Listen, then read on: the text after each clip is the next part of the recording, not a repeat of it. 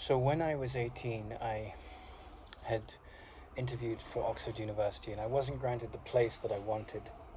And life took me on another journey. It took me to Ecuador, where I am now, and to the Galapagos, and to a whale research ship called the RV Odyssey, which used to be the ship, the sailboat of the Whale Conservation Institute out of Boston.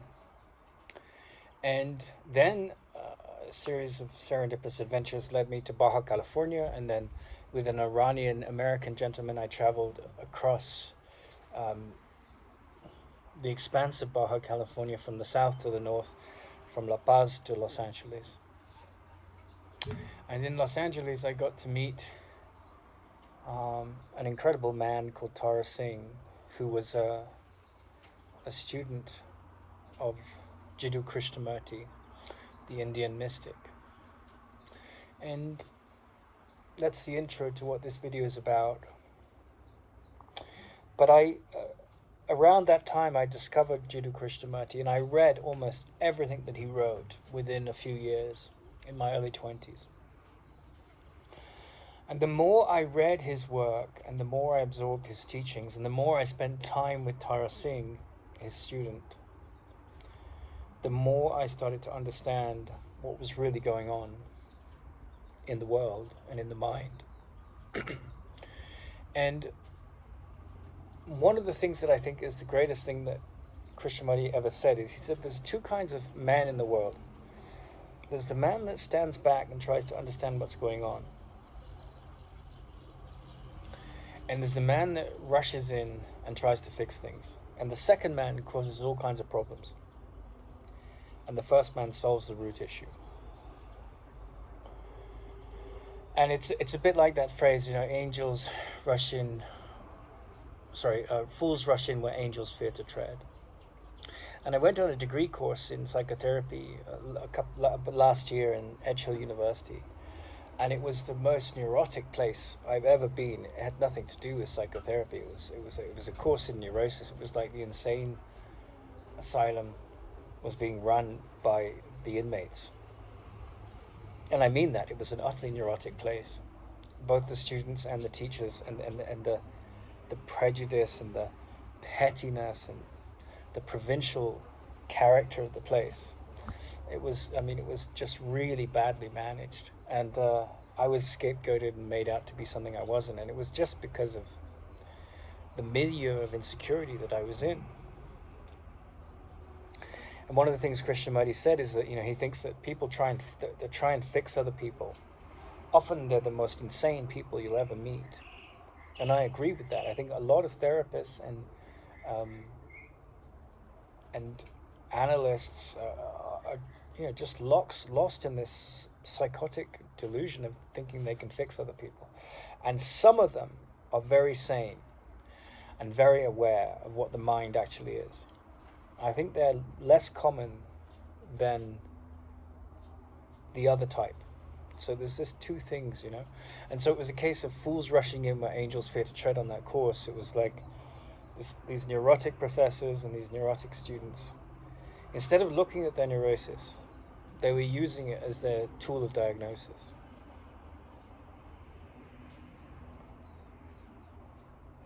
And this week my mother said to me, well, what use is all of the stuff you're interested in to, the people in Gaza?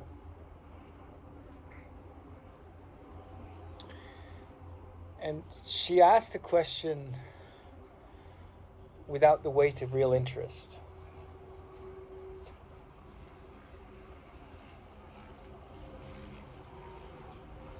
And that's a really important statement because, the weight of real interest changes things profoundly. It's not just the questions you ask, and there's some questions that are just nonsensical, they have no meaning, and we devote lifetimes to such questions. But it's the quality with which you come to the questions, it's the spirit with which you come to them.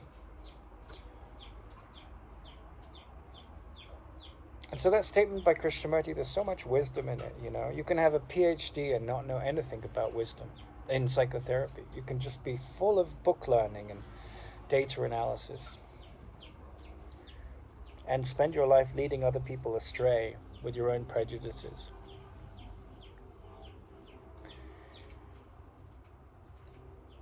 The problem of aggression, the problem of violence, the problem of insecurity, they're all the same problem. They all are at the root of suffering. And so, of what use is wisdom to someone who's being bombarded with the bullets and the ammunition and the guns of, and the bombs of the Israeli peoples?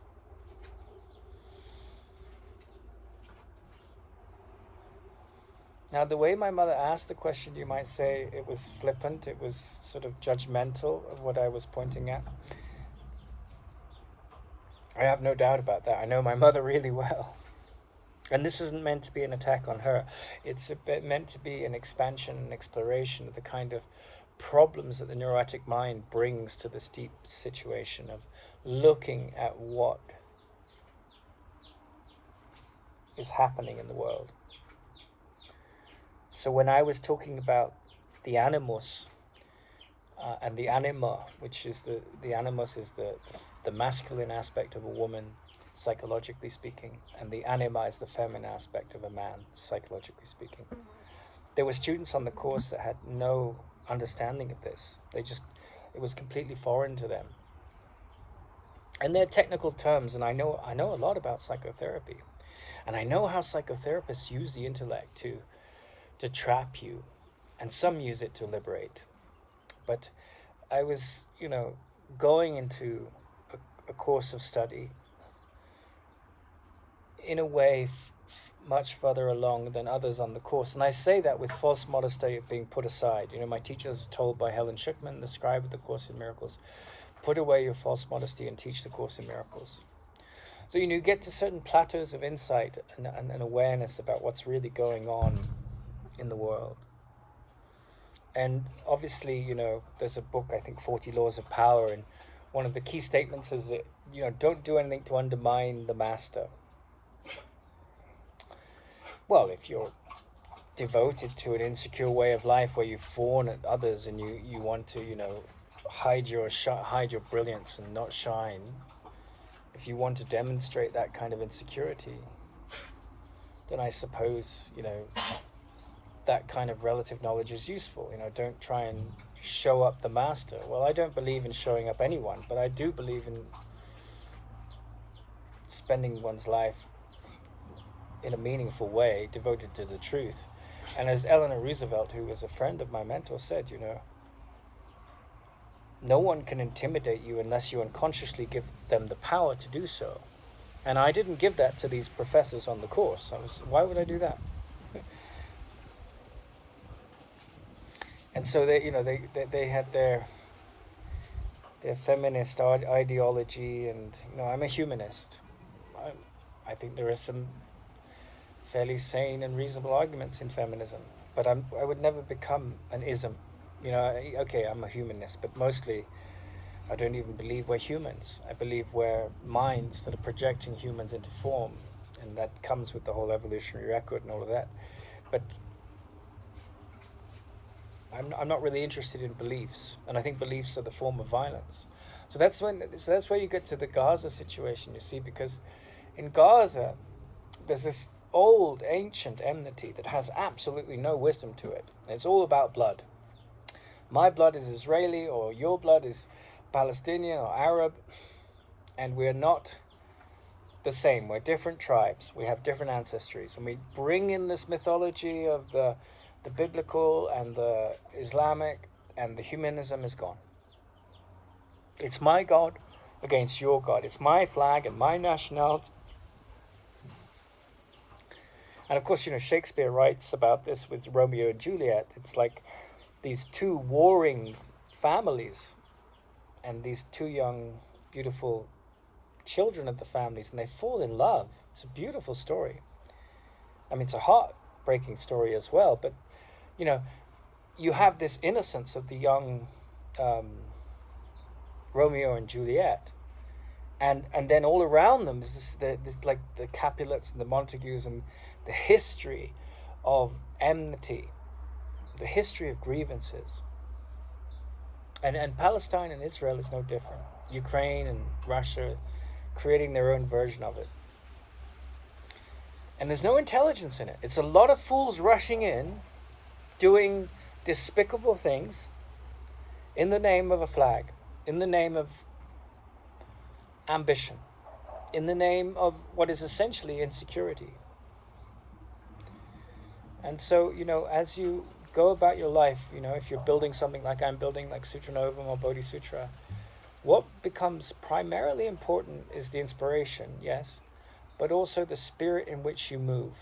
Like, so if you're moving from a place of insecurity, you're going to create hell for yourself and others. And so, wherever there's the identity of like a Palestinian versus a Jewish Israeli,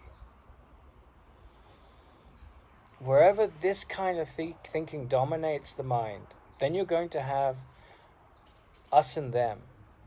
And you're going to have, and at a more fundamental level, you're going to have attack and defense. So when my mother said, well, how can all of your philosophizing help these dire situations? Like they're starving and dying in the street, dying from disease and poor hygiene, and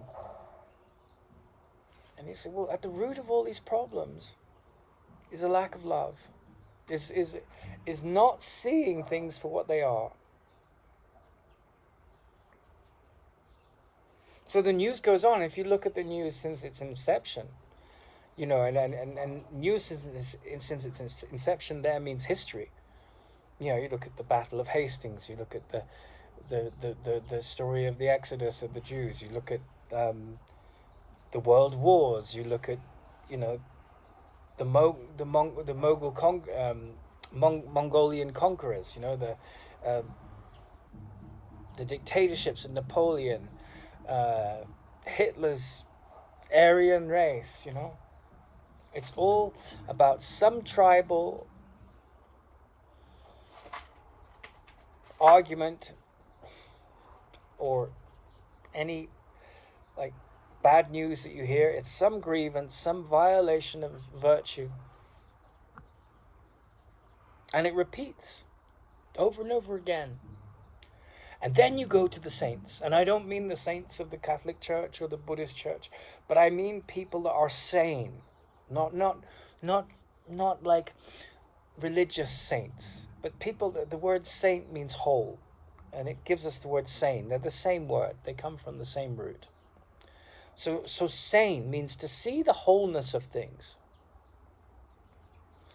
And then in that wholeness, there's no condemnation. There's no attachment to history, which is a supremely challenging thing for the insecure mind to confront. In fact, it's impossible for the insecure mind to confront that.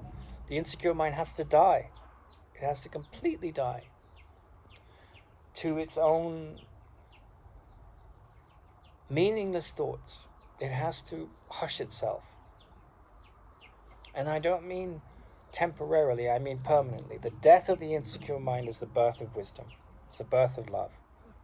But the insecure mind creates flags, it creates borders, it creates prejudice, it creates fear.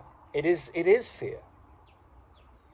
And so, like you bring, this sounds like very highfalutin philosophy, but it's not. It's the essence of wisdom. It's the essence of daily life.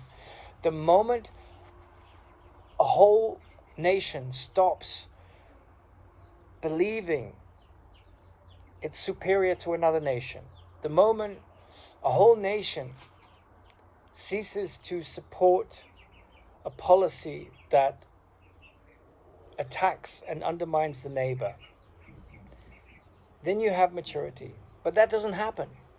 Generally speaking, I don't think it really happens. So the individual becomes paramount to the intelligent human being. How am I going to change? And what you generally get to see is that popular consciousness is not interested in evolution or enlightenment. It's interested in profit and power.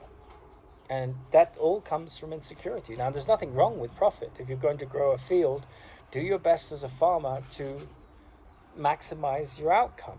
Your harvest. That's a basic.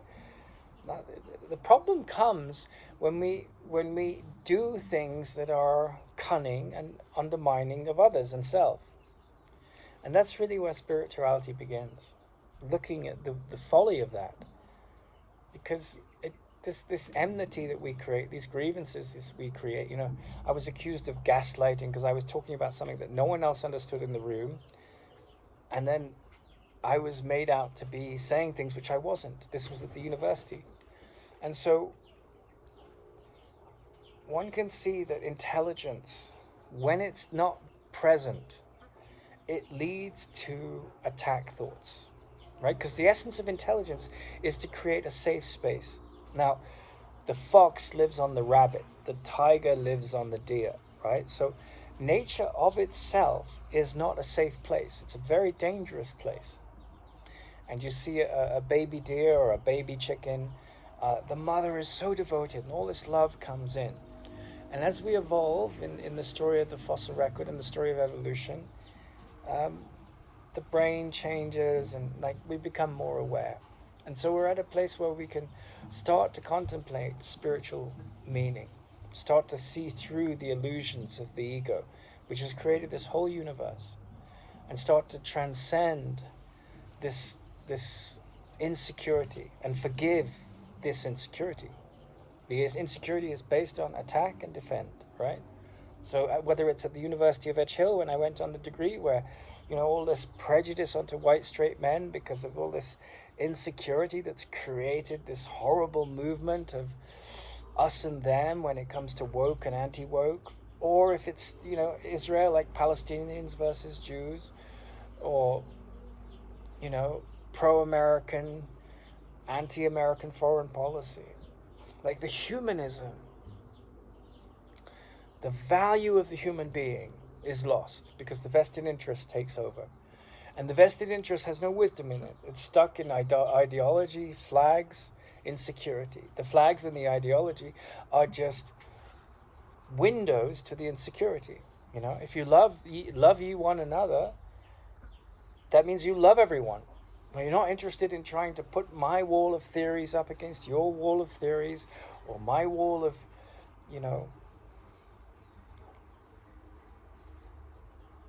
nationalism, racism, attacks on the racists. I'm not saying we should condone the racists, but racism is a sickness.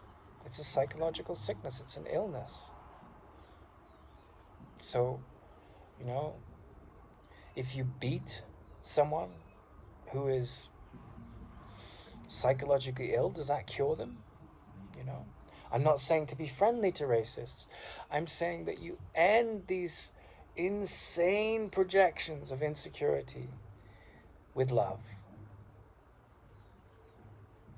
I was in a garden in Los Angeles years ago, sitting next to my teacher. And it was interesting because I was in a relationship with my wife, and I was going really deep with my teacher in terms of what he was imparting to me because of where he was and where I was willing to go in terms of the depth of the relationship. And he turned to me one day and he said, "Nathan, can we have a holy relationship?" And my relationship with my ex-wife, our society and our culture is so superficial. Grievances dominate, opinions dominate. And when he said that, he said, I want to have a relationship with you which is not bound by time and space, nor opinion, nor thought. Because that's where we exist. That's who we are. But the problem in Gaza comes from thought. I'm a Palestinian. I follow this holy book. You're a Jew. You follow that holy book. You have these alliances with the Americans. We hate the Americans. Pro and against. For and against. Attack and defend. And there's no humanism in it. And you look at what Gandhi did, and it was an incredible achievement.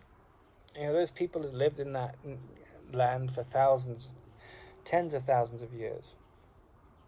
And then the British came in, they had superior technology, and Gandhi said, well, this isn't right, and he found a way to hold up the mirror to their lack of, decency. And in in in defense of the British, they had enough nobility in their character to look at that. It's not an easy thing to look at. I mean, they did terrible, terrible things. And they did wonderful things, because humans are a mixture of these contrasts. I mean, in the Indian subcontinent. But as we mature as individuals, our task is to let go of this conditioning and to see that the mind that creates suffering, that creates enmity, is based in an image that we've projected, and it's based on defense and attack. Oh, he's gaslighting me because he's talking about the anima, and that's obviously an attack. Do you know what the anima is? Do you know what the animus is? No, but you said that. Utter ignorance, educated ignorance, just complete insanity. And so we have all these clever lawyers and all these treatises and all this, revered system, very complex society. And yet at the heart of the problems of man is the lack of the capacity to look at the insanity of the ego for what it is and drop it. And so the man that sits back and spends years reading Krishnamurti and going into the problem of aggression and insecurity and the problem of the need for forgiveness, the need to forgive the past and to be present without the grievances, to be free of the weight of grievances. Such a human being is sane.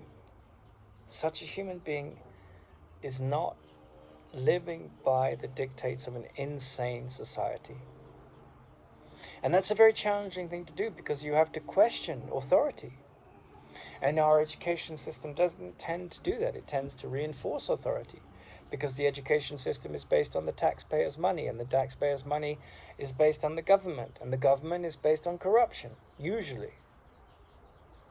And so the only way to change is to come to know oneself, and you have to step back, and you have to look at the mind and how it's working, and you have to realize the insanity of these people that call themselves psychotherapists and healers, and go around, proselytizing their churches and their belief systems.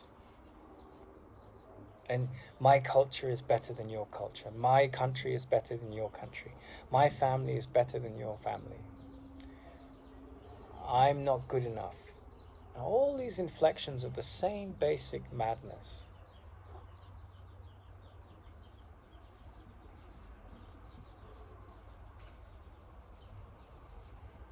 So, yes, when it comes to putting out a cut vein, you have to seal it tight, right? So with Gaza, you have to have these emergency things. You have to get the UN to come together, and America to lobby Israel, and Germany to lobby Israel, and all these protests and all of that. And at that level, that's dealing with the emergency, the cut vein. And you're going to die, and Palestine is atrophying all these people. And that's a short-term fix, because the same problem will show up in another form later on. Because the real problem is insecurity, hate, intolerance, the wrong, false identity being worshipped inwardly. And so you can make these short-term fixes. But until you know yourself, until you end aggression, until you see attack and defense thoughts for what they are, until you see corruption in oneself and others for what it is, and you don't judge it, but you no longer allow your mind to be ruled by that reactionary, judgmental mind, and you become decent and virtuous, then the world can change. Otherwise, the changes that we bring about are very superficial. And that's why my mother can't see, the Course in Miracles or anything that's dealing with the root problem is the only thing that can solve these repeating insanities that go on in the world. when the individual changes at a root level and drops these identities, you know. And I'm not saying this to attack the character I'm about to say, but there was a guy that recently won the Oscar, right? And he gets on stage and says, "I'm so proud to be an Irishman." He was in Oppenheimer, Cillian Murphy.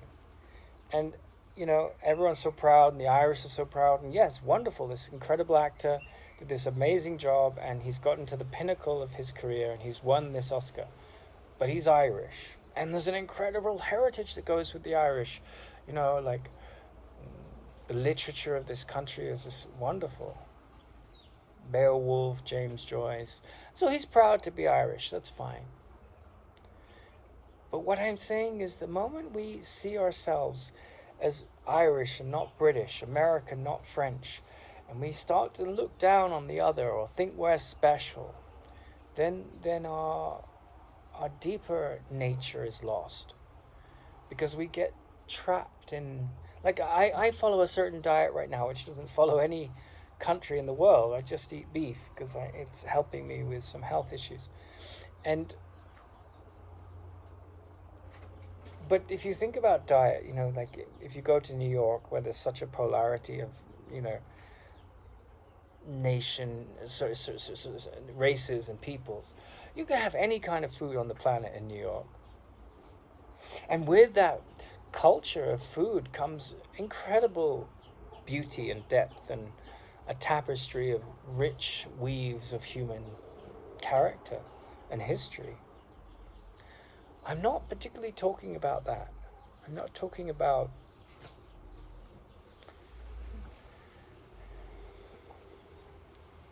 the richness and diversity and disparity of man. That's wonderful, you know. We all gain from the mixing of culture. We all grow from that confluence. Ultimately, there's a lot of tension that comes usually when it happens. But that's not related to this root problem of ending aggression in the mind. Because you can have all of that without this psychological insecurity that needs to undermine and attack and defend. And if you have that, then you don't have Gaza. And you don't have this enmity and this hate. Because Gaza is just a reflection of the enmity and the hate. You know, nuclear bomb the hell out of Gaza. Doesn't mean the enmity and the hate have gone. They're in the mind. So, you know, you can talk about all these clever meetings, these clever political posturings, and they cauterize the wound. They stop the vein that's cut bleeding. But the root cause of the problem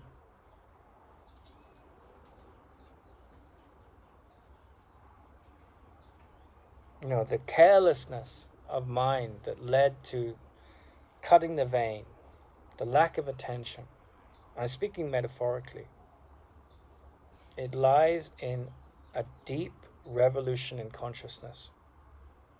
And so unless that happens, the projections of the sleeping mind will keep creating conflict, keep creating grievances, and keep fertilizing and reproducing hate and sorrow and madness and division.